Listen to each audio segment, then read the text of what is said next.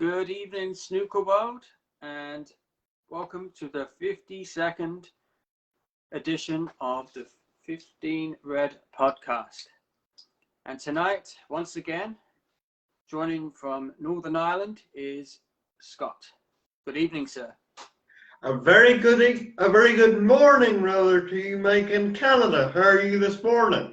Very well. Just enjoying some of the random coverage of the qualifying here.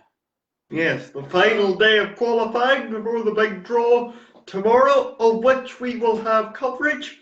We will share the WST stream on our page, and then hopefully we will mute the actual draw itself and provide sort of comment on the matches as we go along. Sounds very good. I'm looking forward to that, even though it'll be 3 o'clock in the morning in Canada. So once a year I can handle that. Yes. So let's go back to yesterday's qualifying. Anything stand out to you? Well, first of all, Mark Davis comeback. What an extraordinary feat that was. Yeah, he was down 7-2 after the first session and looked pretty much done. And then he wins 8 of the next 9 frames and wins 10-8. So very unexpected. He was marvelous. So, and I believe, how many times is that now he's qualified? 14? 11. Oh, 11 times straight for Sheffield? Not straight, but 11 times he's got there as a qualifier. Oh, okay. Very good. Right. 11 times as a qualifier. No, that's very impressive. Also, a good friend of our show, Liam Highfield, was very impressive in his victory of Zhou Yulong. Yes, and of course Zhou Yulong was very unlucky not to get in automatically. He was just outside the top 16, so that's a good win for Liam. Yeah, I watched parts of that match. He looked very strong the whole way through. He was leading, and anytime Joe made it close, he would turn around and win the next frame, and very deserving of his position at in the last 32. Indeed. So who else was very good? I thought Kurt Mafflin looked very solid again as well. Yep. I could see him being this era sort of modern crucible player, if you like. Yeah, I could see that too, for sure. He's got the makings of a very, like in these longer formats, he seems to do quite well. I mean, he beat John. Hello to Doug Moore, who's joined us, by the way. Hey, Doug. Good friend. He lives in Vancouver, Canada as well. So hi to him. So what games have impressed you today so far, Scott? Well, 2 words. Stuart Bingham. What an extraordinary display of scoring from the 2015 champion. Yep, he's leading currently 9-5. Yes, Rob Walker was speculating earlier in the day. Imagine if he gets Ronnie in the first round on Saturday morning. That would be a tough one, man. I don't think Ronnie would want to face him. That's for sure. No, whoever does face him will not want to face him. No, absolutely not. So, also just a shout out to Igor Figueiredo being the first Brazilian trying to reach the Crucible. But currently he's behind. He is down 9-4, but nevertheless quite an interesting story. Yes, and in that match we are guaranteed probably our only debutant of this year's lineup. Do you know how many times has Mark Joyce tried to qualify? Because he's been in the qualifying for a good few times. I think he's got to Judgment the final round, I think, about 2 or 3 times only. Oh, okay. So I know we've been talking about him trying to get there. It looks like this year he might get there. Yeah. Taking the total number of players to play at the Crucible to 219. Okay, very good. Didn't know that. My boy Alexander Ursenbacher, he's in a bit of trouble against Ali Carter. Ali's up 9-4, so I would say he looks to be good to go through. Ali trying to avenge his defeat to Louis Heathcote in the third last qualifying round, the second round of qualifying last summer, of course. I've seen a little bit of Ali's work, like through the Championship League and summer, and he's actually been playing pretty good, in all fairness. He has, and of course, 2 finals and 1 semi-final from Ali. You know, the 2 finals in 2008 and 2012, and the semi in 2010. So, yeah, he'll be a tough out as well. I mean, I'm not picking him to win necessarily, but he'll give someone a scare, whoever he draws up against. Yeah. So, also Ricky Walden 9, Ryan Day 5. So, any bit of a surprise, but we know Ricky Walden's Crucible pedigree, of course. Semi-finalist in 2013, 3-time ranking event winner. Yep. So, little surprise, but yeah, like you say, Ricky Walden's got some good pedigree, and it'd be good to see him back at the Crucible. I mean, he's up 9-5, so he's got 1 more to win yet. Martin Gould 8, Bai Lang Ning 5. Yes, the Pinner Potter. Yes. So, I mean, I think Martin Gould's had a pretty good season too. He lost to Mark Selby in the European Masters final, 9-8. Indeed, he did. And and from some of the match tournaments I've seen, he's been pretty good. I'll answer the question that Doug has answered. If you want to see these qualifying matches, all you need to do is log on to the WST Facebook page, and that will give it to you. As regards to streaming in Canada, I'm not sure what the situation is there for the championship itself, mate. Maybe you can spread. Is that Doug asking that question? Yes. He says, not sure if Mike can see this, but can you relate this message to him? How do I go about catching a few of these matches? So what's the situation on streaming in Canada for, you know, the championship itself? Okay, so if you go to matchroom.live, it's a streaming service. It covers all the snooker tournaments all year round. I think the subscription is $1.80 per month. I think it's $25 for the year, and you get every single tournament, and it's archived. So say he wants to watch the Masters from back in January. Yeah. All the tournaments are archived. He could go back and watch a tournament back then. So, as regards as the qualifying, if he goes onto Facebook, which I know he is because he's a friend on my Facebook, he can also watch it on our page, because I believe you put up the link to it on our page. Yes, I shared the WST post with the... And also, throughout the tournament, where I can get streams, I'm going to post matches as well. Yeah. Like Dewey Snooker 12. If Doug's looking for some matches, go to Dewey Snooker 12, and he has like short form versions of these matches, so he can watch. Yes. He can watch there as well. So, but it's a great question, because I've had a few people asking, "Oh, where can I watch matches live? Where can I do it?" And it's matchroomlive.com. Yeah. So. It used to be free, but then I suppose because so many people were signing up for it, they had to put a subscription service. Correct. It's very cheap. It's very, very cheap. $25 a year, I think. So, yes. Doug Moore says he got it and thanks you for... No problem. Anytime. So,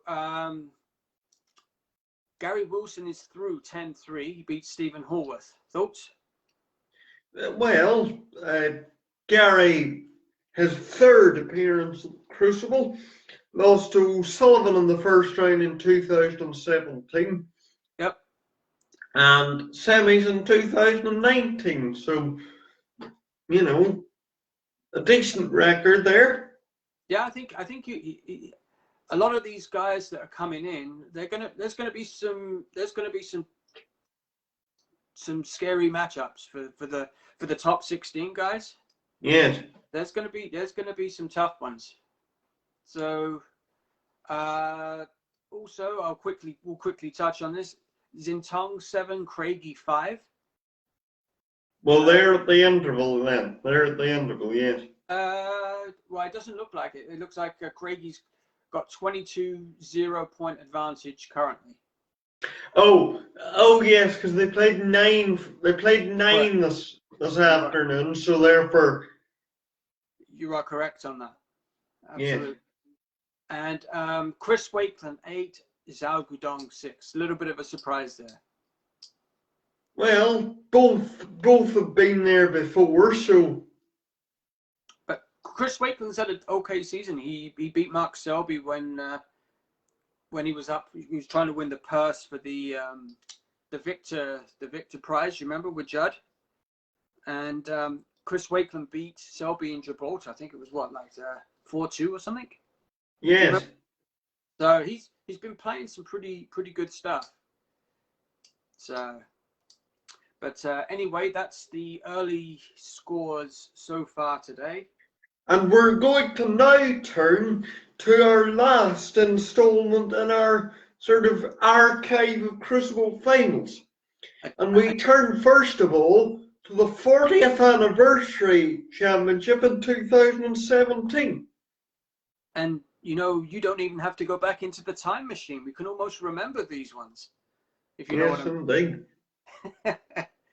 Okay, so 2017, Mark Selby beats John Higgins in the final for his second. Yes, the first of John's 3 consecutive final defeats. Correct, yes, indeed. And do you want to read out John's road?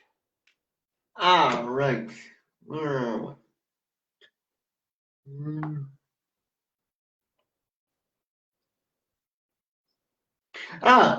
Martin Gould. Yep. 10-6. Correct. Mark Allen. 13-9. Okay. Mark Allen 13-9. In the quarters, Kyron 13. What was that? 13. 6, yes, 13-6. And then Hawkins in the semi 17-8. That's correct. And Mark's road was Fergal O'Brien 10-2.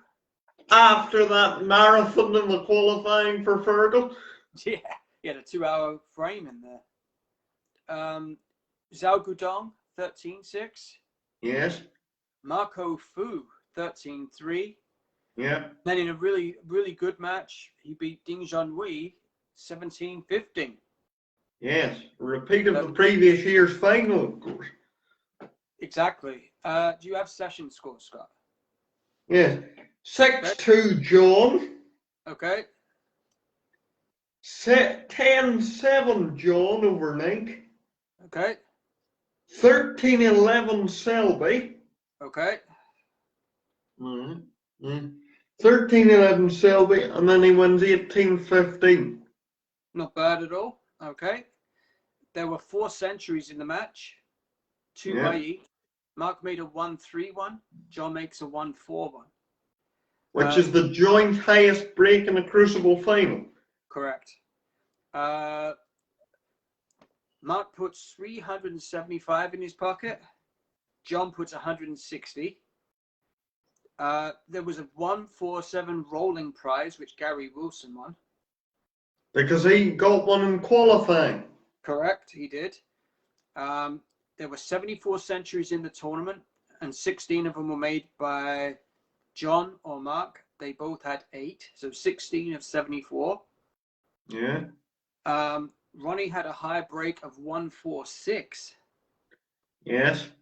And there were 2 deciders. And if you were wondering, Jan Verhaas was the referee. Indeed, yes. So the big Dutchman.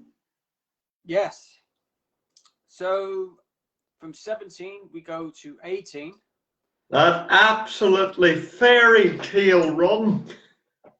I posted that final on the page, and We'll get to that in a moment. That was probably the greatest world final of all time, man.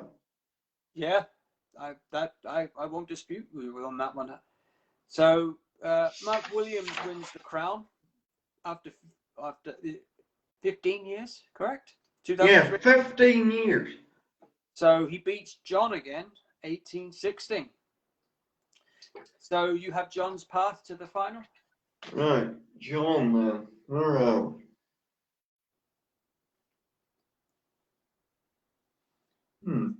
right. Tebshire Anu, Okay. 10-7. In the second round, he beat Jack Lazowski 13-1. Yep. Wow. Dear me. And made a 1-4-6 in that match, by the way. Yep. In the quarters, he beat Judd 13-12. Okay. And then in the semis, an absolute, 17-13 against Kyron Wilson. Not bad at all. That's a pretty impressive run. Bit of everything. 13-1 and 13-12. So I will. Calvin Platter has just joined us to interrupt you there. He says, "Hi lads, Carter is nearly through. Walden just through as well." Correct. Yep. They're both are through. We'll cover the scores and updates right at the end of we've done the World Championships here. We'll go back to that. Yeah. So and then of course Graham reminds us that he's got his launch show at 2100 hours our time tonight. Yeah, he will. We'll mention. We'll talk about that briefly as we wrap up as well. Yes. So Mark Williams rode. He beat Jimmy Robertson 10-5. Yep. Robert Milkins 13-7. Yep. He beats the captain Ali Carter 13-8. Yes. And he beats Barry Hawkins in a good semi-final match 17-15. So session scores in the final: 5-3 Willow. Okay. 10-7 Willow overnight. Okay. 15-10 Willow. Okay. And he wins 18-16. But John made it 15-all.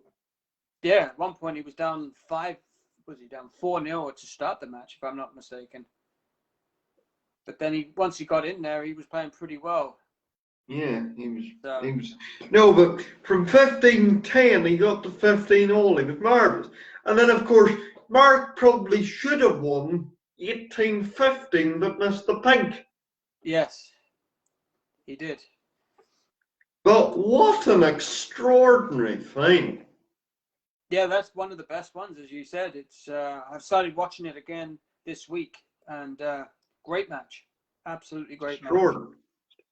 So there were 6 centuries, 4 by John and 2 by Mark. John's highest was a 131. Yeah. Mark made 118. Yeah. Mark trousered 425 grand. John got 180. Yeah. As you said, John Higgins made a 146 for the high break. Got another 10K for that. In that absolute thrashing of Lazowski, 13-1. He had there was 84 centuries for the tournament. Mark Williams makes 12 and John makes 11, so 23 of 84 were made by those two men. Yeah. And by the way, our guest from last evening has joined us. Hey, Michael. Yes, and he said, amazing first red to middle in the final frame of the final by Williams. Do you remember it? Yes, I do. Yeah, brilliant. That was a great final, as you said, Scott. That was a really, really good final. I'm going to incur a lot of older fans' wrath here. Oh, but it was way better than 85. yeah, I'm agreeing with you on it, Scott. I posted 85 as well last night. I put up Steve Davis and Dennis Taylor. It's on the page. And I Yeah, put up Mark Williams and John Higgins. So yeah, the viewers can check for themselves. So, but I agree that 9 hours watching Willow and Higgins, well worth the watch. yeah. So the referee, by the way, I forgot to say, was Brendan Moore, his first Right. referee final in the Yeah. championship. So No, it was his second, actually. His second. oh, was it his second? Okay, fair enough. 2014, he refereed Ronnie Oh, and Mark Selvig. so fair enough. So this is actually his second final then. Yeah. With that, we go to 2019 and we see John in another final for the third straight year. And this time he's against Judd Trump, and Trump wins 18-9. Well, what an extraordinary final this was. The standard was sky high. Like, Judd was absolutely unbeatable, unplayable in the second set. Yeah. Well, let's not forget. We'll get to the centuries numbers in a moment, but let's not forget they both had credible attempts at maximums. Yeah, they did. I remember that. And John had to make a couple of like phenomenal doubles to keep that thing going. Do you remember the cross? Yeah, we'll get to the numbers in a moment, but it was simply extraordinary. The putting, the skill level in the putting in that final was just second to none. I mean, Judd I'll say we'll get there in a moment. Let's not get ahead of ourselves. Anyway, you've got John's Road for the third time. John. Road.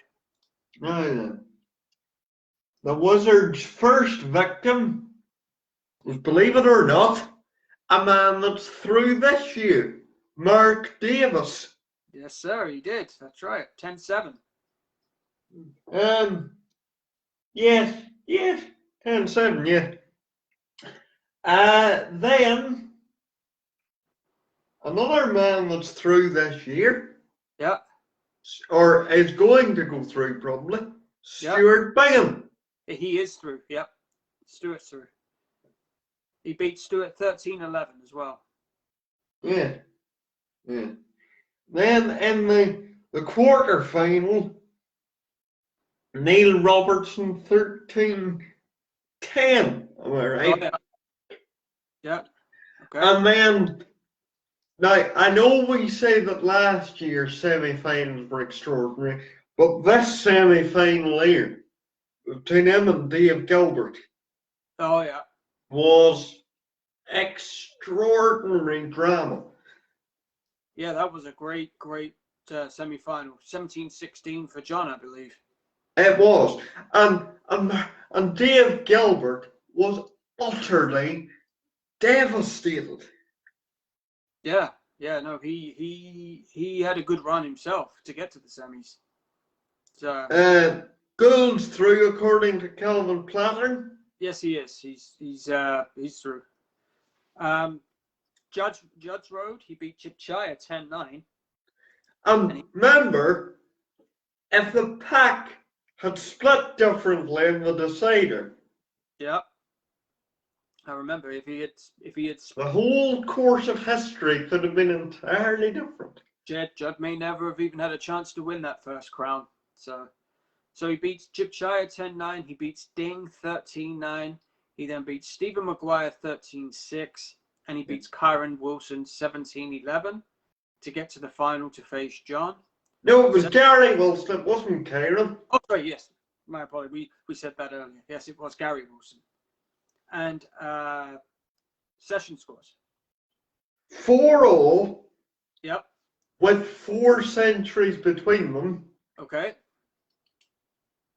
And then the second session was where Judd went berserk. Yes, that was a great session. 12-5 overnight. Wow, seven out of 8 he won in the second session. And in the one frame that John won, he had a 1-2-5 break. Wow, that's crazy. Didn't know that. So yep, so he's up 12-5 overnight. 16-9. Okay. And then wins the last two. And 18-9. Okay. So now take us through the centuries numbers for the final first of all. So there's 11 centuries. Judd has 7. John has 4. That's a record. Yeah, 11 is an individual record for any match anywhere, not just the Crucible. Oh, okay. There was and 7 is the joint individual record. Okay. With when Ding made 7 against McManus in 16, of course. Yep. There was 100 centuries for the entire tournament. John made 12, Judd made 14. So 26 of 100 was between Judd and John. Judd pockets 500 grand. John gets 200. John got another 10K for the highest break of a 143. Also, if you remember back to that tournament, Ronnie O'Sullivan lost to James Cahill. He did. It was considered one of the biggest upsets in Crucible history. Well, it was. It was extraordinary. Because if you remember at the time, James Cahill was an amateur. Yeah. Now, he's got his professional card since, but he was an amateur at the time. It was extraordinary. So, yeah. And Leo Scullion was the referee. What an honor that must have been to referee a final like that. But can you imagine, in that second session, Judd wins 8 of the 9 frames. And he's just going nuts. That arguably the best session we've seen there in a final. Well, I argue it's the best session we've ever seen at the Crucible full stop. Yeah, that's. I mean, Steve Davis, the 6-time world champion and pundit for the BBC, called it controlled annihilation. I like the way he said that. So true. So, but yeah. But that whole final the scoring was like 11 centuries in 27 frames of snooker. That takes some doing. There's no doubt about that. And they both had credible attempts at maximums. Yeah, you don't see that often. 2 attempts at 147. Each player had a shot at a 147. And Judd made some incredible shots. Do you remember that cut red? And you remember he was so confident at one stage that he was playing underarm shots? Yeah, I do remember that. I mean, as Calvin Plattern said, do you remember what John said afterwards? What was that? He said, the good thing about that was I didn't have to pay for a ticket. That's a pretty good line from him. I like that. I mean, he had just no chance in that final, really. It was 4-all after the first set. You sort of thought, this is relatively even. This is going to be a good fight. But then Judd just exploded. Yeah, after that second session, that was it. There was no turning back. Now, to be fair to John, to get 9 was good. And in the 9 that he got, he had 4 centuries. Yeah, no, absolutely right. Yeah, no, it wasn't a knock on Jin. It was just Judd was pretty much unplayable. He was just that good. So. I mean, Look, I love a Ronnie and John battle, right? Yeah. So I put 2001 as the best standard final we'd seen up to then. But 2019 definitely tops it. It was just extraordinary. Yeah, fair charge. All right. So we go from 2019 to last year. We don't have to go too far back on that. And guess who's back in the final? It's an old face. It's Rocket Ronnie. Indeed. And he's doing what he does best, and that's hold up trophies. So he gets to the final and he beats Kyron Wilson 18-8. Indeed. And unusually, I have no match to read out for Kyron's first one. Yeah, he had the walkover because of Anthony Hamilton withdrawing. Yes. So the first withdrawal in Crucible history. Correct. That was. Yeah, so walkover, and then who did he play? Who was his first match against? His first match was Gould. Martin Gould, yeah. 13-9 it was. 13-9, okay. And then in the quarters, he inflicted the curse on Judd by the same scoreline. 13-9 again, yeah, correct. And then in the semi-finals, dear, do we even need to tell people what happened? Well, I'm sure they would need reminding, but I know what you're saying. They were wonderful semi-finals, both of them. But I mean, that fatal frame between Wilson and McGill. Yes. Well, let me read out Ronnie's road, and then we'll get to both semi-finals. Okay? Yeah. So Ronnie's it was road, 17-16 to Kyron, just for the record. Yes.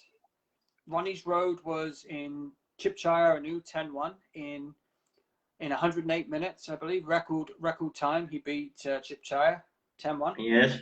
He then beats Ding 13-10. Yeah. Then beats Mark Williams by the same scoreline, 13-10. Yeah. And then the other semi-final, as you've said, another wonderful battle, but quite different in ways of getting there. Ronnie beats Mark Selby 17-16 as well.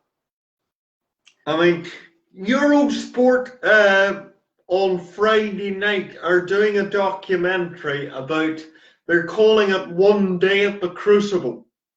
Okay. And it's just a documentary about that, that last day of the semi-finals. Oh, very good. And they've got contributions from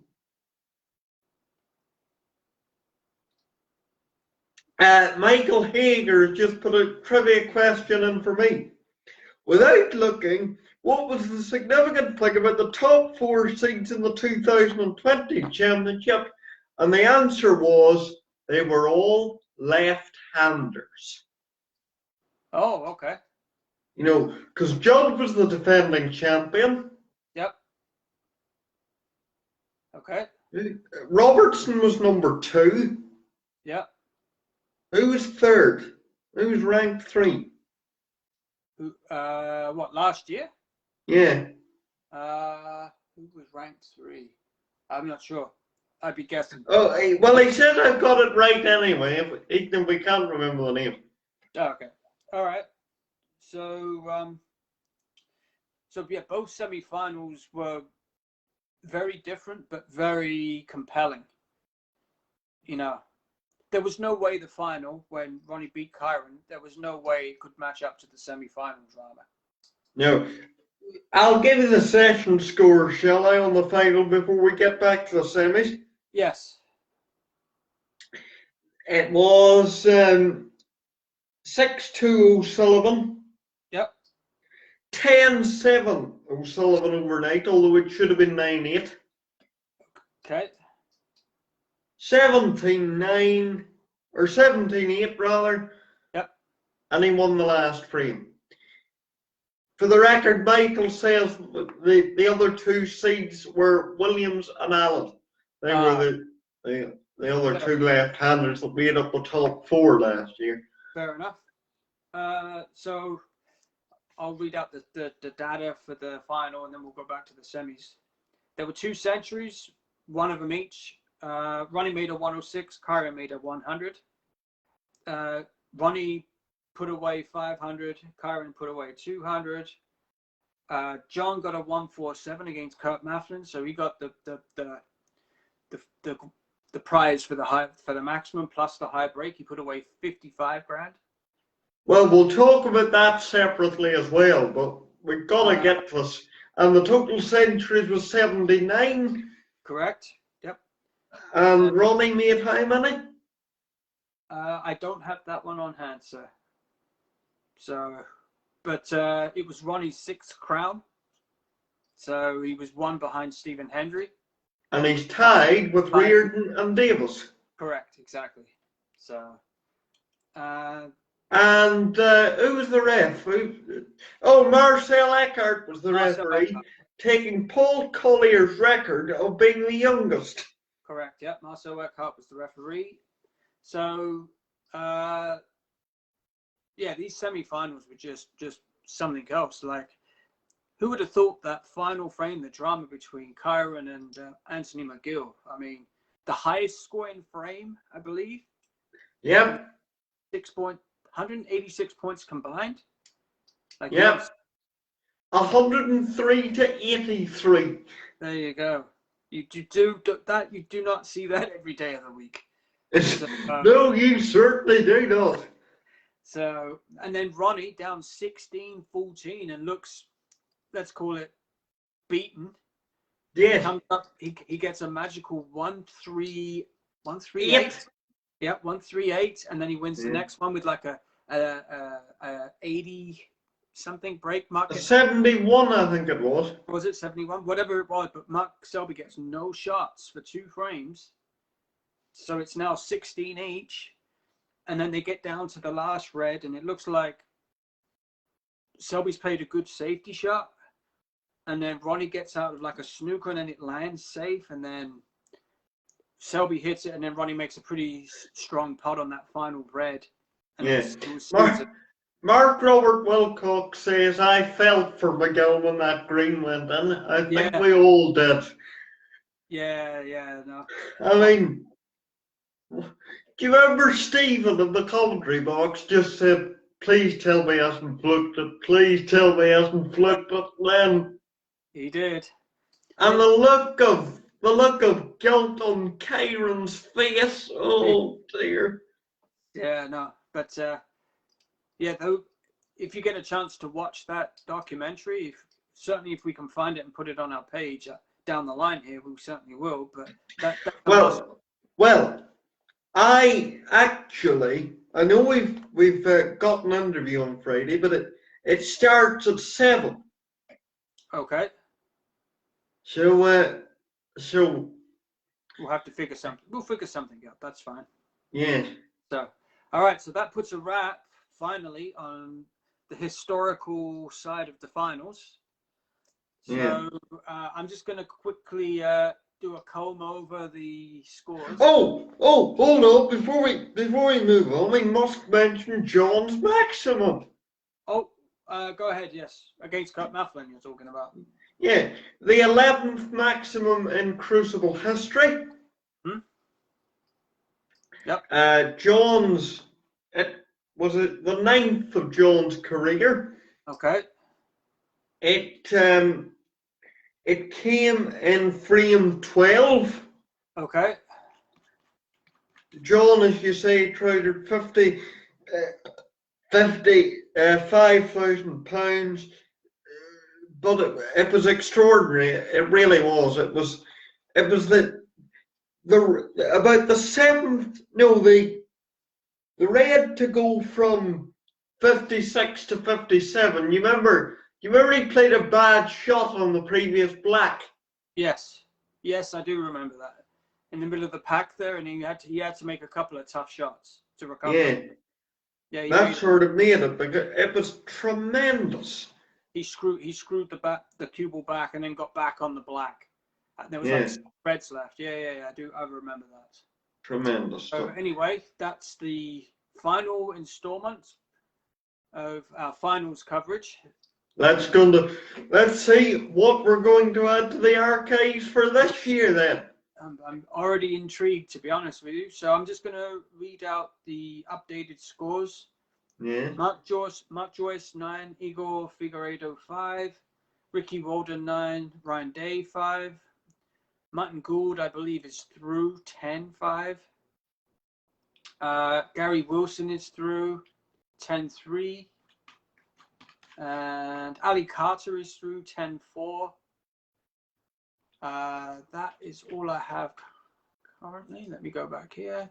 And then how's the rolling coverage going?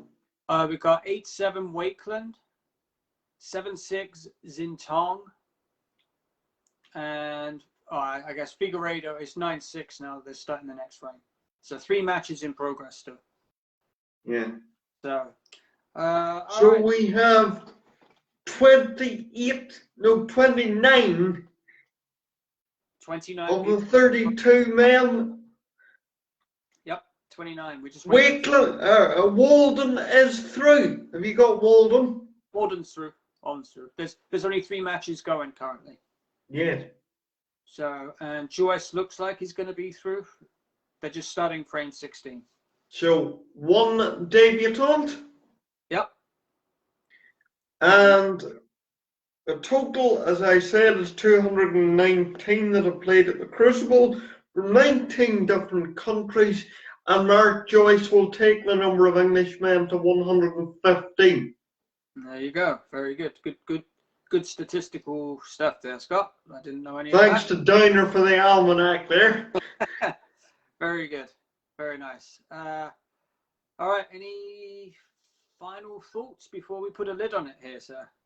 No, we'll just go and enjoy the final few frames then before. Also, I should explain that we still haven't heard any word on, schedule changes in light of the Duke of Edinburgh's funeral on Saturday. But Yes. but the 2 players that are due to be playing on the Saturday afternoon are Roberts and Maguire. We think that the start time will be moved from 2:30 until 4 p.m. Oh, okay. Well, we can confirm all that once we know. Yes. Also, just a quick point out that Graham's going to be putting up his launch video. That will be coming up in about maybe an hour and a half or so. Yes. And, we're going to try and do our best to get on for the draft. I would like to do a draft, even though it'll be 3 o'clock in the morning here. Yes, the draw, yes. It should be fun and entertaining. Yeah, the draw, sorry. It should be fun and entertaining, and we can kind of kick it around a little bit for an hour. Yeah. Yes, I would expect a statement on the scheduling tomorrow, because like once we know who's playing who and who they're actually playing, they'll be able to work it out better. And actually, we'll get the actual order of service for the funeral tomorrow. So, okay. So any announcements around it will probably be made at the same time. Perfect. That sounds good. All right, everybody. That's Scott in Northern Ireland. This is Mike in Vancouver. We are signing out, and we will be back tomorrow for the draw. Yes, and then our main program on Friday, I believe, is Mr. Mark Watterson. Exactly. So we can. Who is the nephew of the late Mike Watterson, who was the promoter that brought the championship to the Crucible in the first place in 1977. Perfect. So that's it. That's it for the show. We will see you all when the draw begins. Have a good night, guys. Good night, Scott. Good night. See you later. Take care. Well done.